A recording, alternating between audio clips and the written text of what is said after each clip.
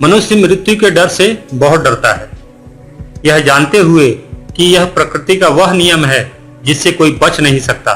चाहे जड़ हो या चेतन, सभी को नष्ट होना है। जिसका सृजन हुआ उसका नाश भी होगा, यानी जो पैदा हुआ उसका मरना निश्चित है। मृत्यु से यूनिवर्स का कोई तत्व बच नहीं सकता, चाहे सूरज हो, चांद हो, पृथ्वी हो या कोई आकाशगंगा। अगर सृजन हुआ है तो नाश भी जरूर होगा। मनुष्य एक सामाजिक प्राणी है, जीवों में सबसे बुद्धिमान है, इसलिए जीवन का आनंद उसने जान लिया है।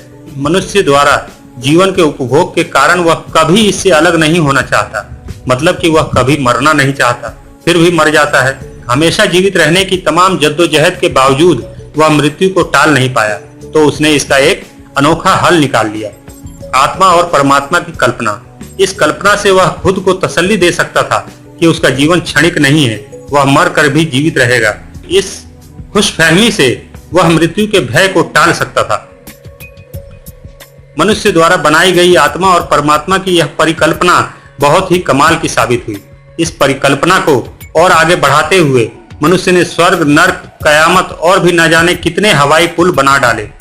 खुद के अस्तित्व के नष्ट हो जाने के भय से मुक्ति के लिए मनुष्य ने अनेकों परिकल्पनाओं को पैदा कर लिया, लेकिन यह केवल उसका भ्रम था। सच्चाई तो यह है कि मृत्यु के बाद कोई जीवन नहीं, कोई आत्मा नहीं और कोई परमात्मा नहीं।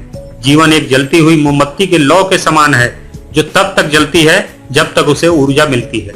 ऊर्जा का क्रम टूटने के बाद लौ बुझ जाती है, उसके अणु बिखर जाते हैं। लौ निकलकर किसी बड़ी लौ के पास नहीं जाती, वह खत्म हो जाती है। दुनिया के सभी धर्मों की परिकल्पनाएं एक दूसरे से बिल्कुल अलग हैं। साथ ही कोई भी धर्म अपनी किसी भी कहानी को तर्क की कसौटी पर साबित नहीं कर पाया। आत्मा क्या है, परमात्मा कौन है, इस पर भी सबकी अलग अलग व्याख्याएं। सवाल करो तो तुम काफिर, नास्तिक, सवाल ना करो तो ये सभी धर्म तुम्हें लूटते चले जाएं। आत्मा और परमात्मा का यह सदियों पुराना भ्रम टूटना जरूरी है, क्योंकि इसी भ्रम के आधार पर सैकड़ों धर्मों का अस्तित्व टिका हुआ है, जो मनुष्य की प्रगति में बहुत बड़े बाधक हैं। यदि मनुष्य आत्मा और परमात्मा की कपोल कल्पित मकड़जाल से बाहर निकल पाया, तब वह जीवन के मूल्य को सही तरह से समझ पाएगा और पूरी दुनिया में धर्मों द्वारा पैदा की गई अराजकता समाप्त हो जाएगी। जीवन क्षणिक है, मनुष्य को इस कड़वे सत्य को स्वीकार कर लेना चाहिए और अपने छोटे से जीवन को मनुष्यता और प्रकृति के कल्याण में समर्पित कर देना चाहिए। कल्याण की यही भावना हमारे क्षणिक जीवन को अमर कर सकती है, वरना आत्मा और परमात्मा की खुशफहमी में संयोगवश मिला यह छोटा सा जीवन चला गया तो आगे कुछ भी नहीं मिलेगा, ना स्वर्ग, ना नर्क, ना आत्मा और ना ही परमात्मा।